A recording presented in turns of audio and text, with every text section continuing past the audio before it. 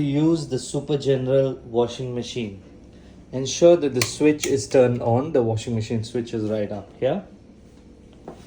You can open the door, enter the clothes right here. We have detergent can be placed here, fabric softener if you have some. You can select the type of wash that you would like. It has a preset of 15:30, as you can see in the display right here.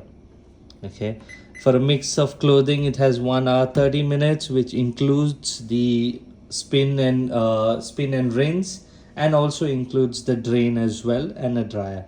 It's a complete cycle.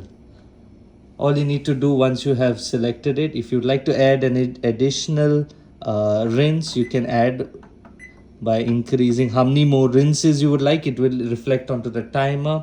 We can also increase the spin speed, as is mentioned right here.